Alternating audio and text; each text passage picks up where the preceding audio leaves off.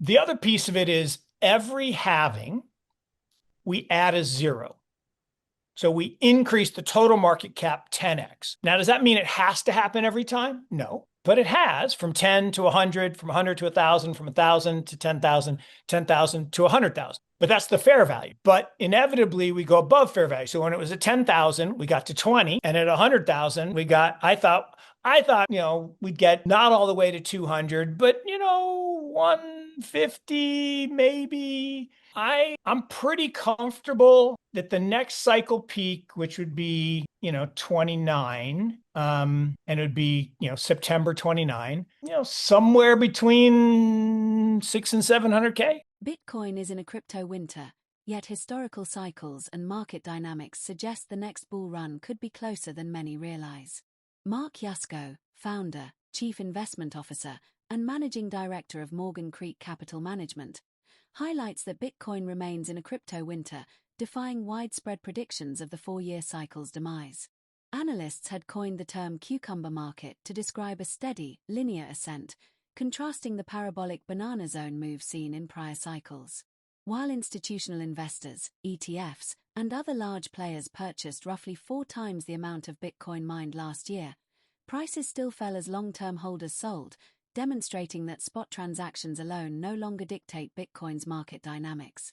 Futures now dominate trading activity, a factor that contributed to Bitcoin and Ethereum being classified as commodities rather than securities.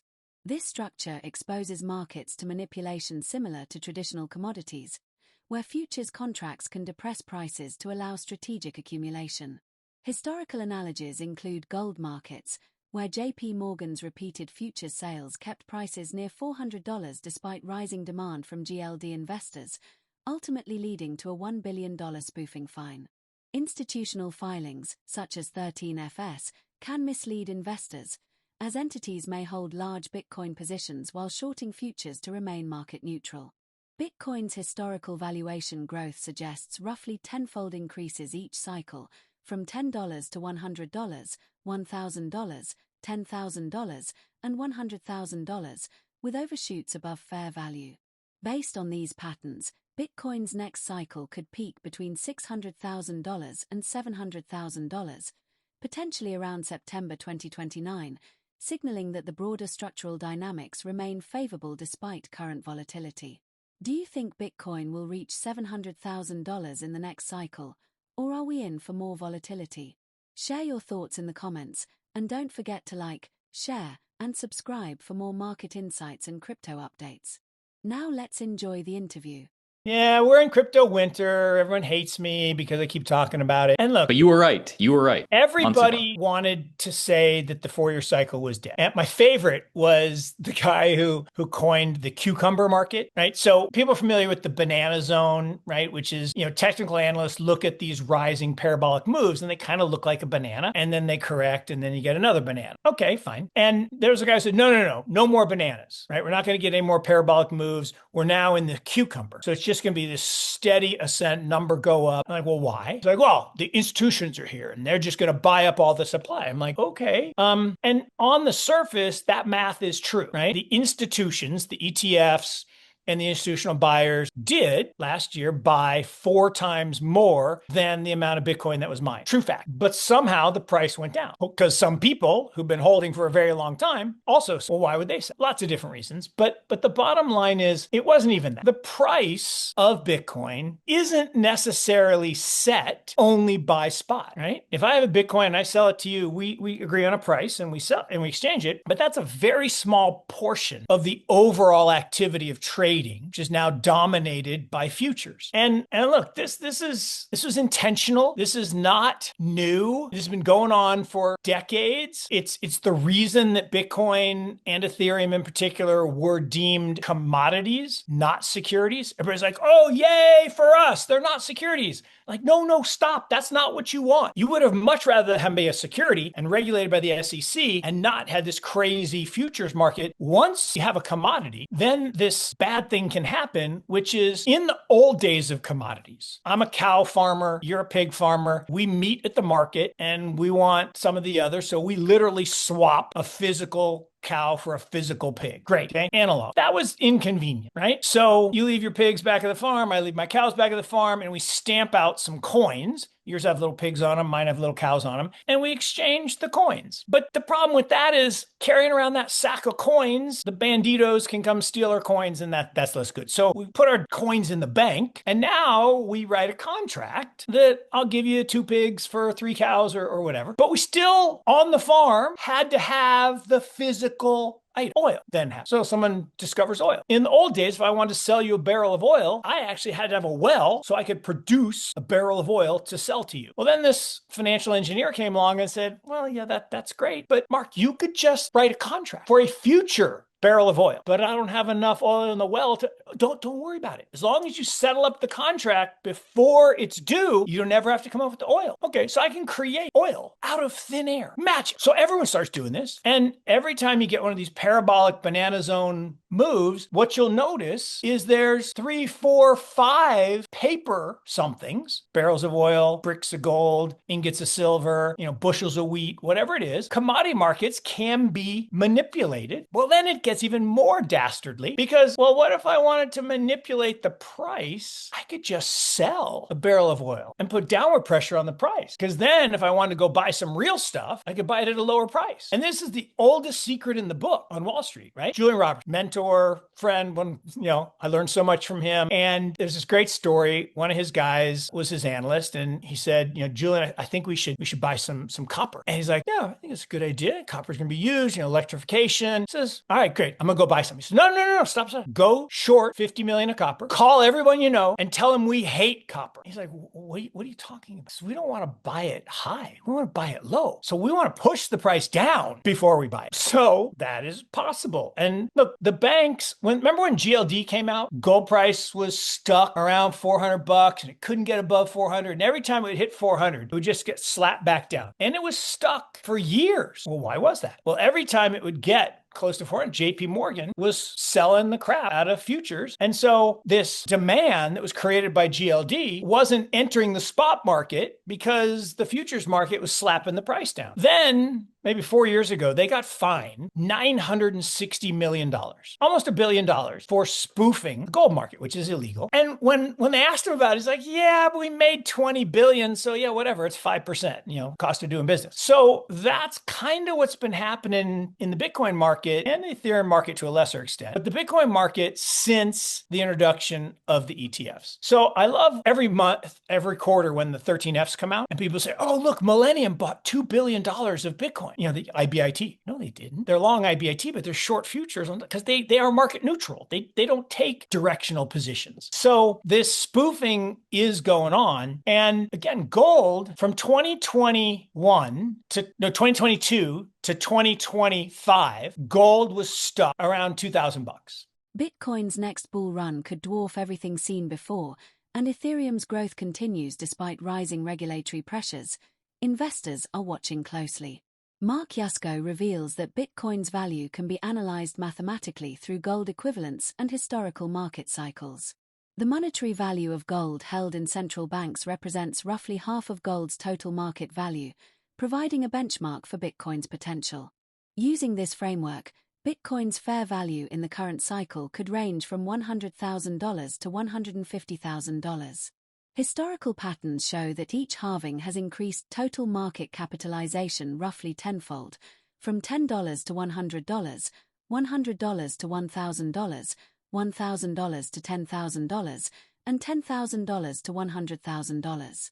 Extrapolating this trend, the next cycle peak could reach $600,000 to $700,000, potentially by September 2029. Yusko also highlights regulatory developments affecting the crypto market. The Genius Act favors Ethereum by designating preferred stablecoin providers but raises concerns over centralization and government control, including wallet seizure. The Clarity Act could undermine self-custody and accelerate central bank digital currency adoption, posing risks to decentralization. Despite these challenges, Ethereum continues to grow, maintaining its position as the backbone of decentralized finance, DeFi, and non-fungible tokens. The cryptocurrency's resilience and market adoption indicate continued long-term potential, while Bitcoin's structural growth and historical cycles suggest substantial upside in upcoming market phases. Let's get back to the interview. So to me, it's just math. And so to me, there's two ways I approach it. So one is Bitcoin gold equivalence, right? Which is, I do believe someday the monetary value of gold, which is about half of the total value, because the other half is jewelry and chalices and art and stuff. But the monetary value, the bricks that are in central banks, et cetera, is about half of the value of gold. So, way back when we were 20 trillion of gold, I said 10 trillion of Bitcoin value. So, that was where I got the directionality for the 100,000 to, 120, 140. The other piece of it is every halving, we add a zero. So we increase the total market cap 10x. Now, does that mean it has to happen every time? No, but it has, from 10 to 100, from 100 to 1,000, from 1,000 to 10,000, 10,000 to 100,000. But that's the fair value. But inevitably, we go above fair value. So when it was at 10,000, we got to 20. And at 100,000, I thought, we'd get not all the way to 200, but, 150 maybe. I think that was the number in my presentation last January. And we got to 126. Okay, so call me a liar. Now, at least I wasn't the guy calling for 2 million. There are plenty of those. But that's a long-winded way of saying next cycle, if we added a zero, fair value would go to 1 million. People, oh my God, Mark, that's so ridiculous. Like, well, okay, let's back into it. So gold market cap increased, at one point it hit 37. I think it's now back at, 32, 33. Let's just round it to 30 and say it settles in at 30. So that's 15 trillion. So 15 trillion gold equivalents. If we got Bitcoin at 1.7, right? 1.6. So let's just, again, use round numbers. Let's say it's 10 times from here. So 10 times 75 would be 750. It's a little light. I'm okay with that. So I'm pretty comfortable that the next cycle peak, which would be, 29, and it would be, September 29, somewhere between 6 and 700K. The Genius Act, very good for Ethereum because it basically said, if you're not Tether or USDC, you don't count. It's not exactly that, but they're the preferred providers. And, and you can see it in all the data, right? All the data is the Ethereum growth continues and everyone else is playing catch up. It doesn't mean there won't be stable coins on other chains. So the Genius Act, I will argue, isn't really a good thing because now part of that is they can do what they just did. They can go to Tether's office and say, we're seizing those coins from those Iranian wallets. That's not the decentralization we all envision, right? And the fact that you're going to, if they outlaw self-custody in, the Clarity Act and say you have to put it at Coinbase or, Kraken or someplace like that, and then we can go in and take it, that's less good. So that's a whole different guy. So I'm an okay supporter of the Genius Act. I don't love it,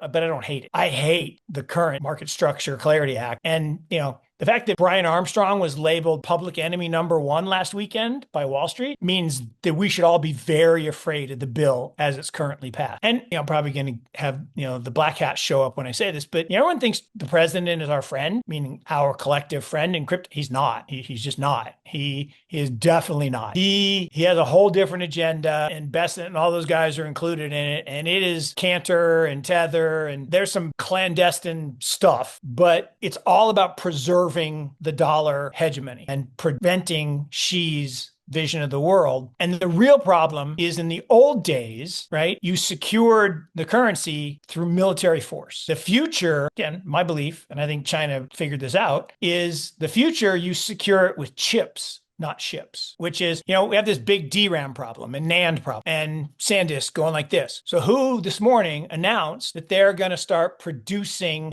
memory chips to Chinese companies? Interesting. Now, are people going to buy Chinese memory? Are they going to worry about bugs well, I don't know. We use TikTok every day. Everybody seems fine with that. So I think there's a more sinister agenda going on than people think. And the Clarity Act as written is a non-starter because it takes us down the path of CBDCs and centralization and control and the digital gulag that I want to avoid. So hopefully it'll get changed. Hopefully Brian fights the good fight. But I still believe Ethereum, despite the fact that it's more expensive and slower than Solana and others, Bitcoin's market behavior continues to reflect structural dynamics driven by historical cycles, institutional participation, and futures-dominated trading. Despite significant purchases by ETFs and large investors, price declines occur as long-term holders adjust positions, highlighting that spot transactions no longer solely dictate valuations. Historical patterns demonstrate that halving events consistently expand total market capitalization roughly tenfold, establishing a framework for projecting future peaks between $600,000 and $700,000 in upcoming cycles. Concurrently, regulatory developments such as the Genius Act and Clarity Act introduce new considerations for decentralization, custody, and stablecoin adoption, influencing Ethereum's market positioning. Ethereum maintains growth momentum, serving as a key infrastructure for decentralized finance and non-fungible tokens, while market resilience and adoption trends reinforce long-term value potential. Combined, cyclical valuation patterns, regulatory frameworks, and adoption metrics suggest substantial structural upside for both Bitcoin and Ethereum in future market phases. Do you think Bitcoin will hit $700,000 or face another correction? Share your thoughts in the comments, and don't forget to like, share, and subscribe for the latest crypto insights.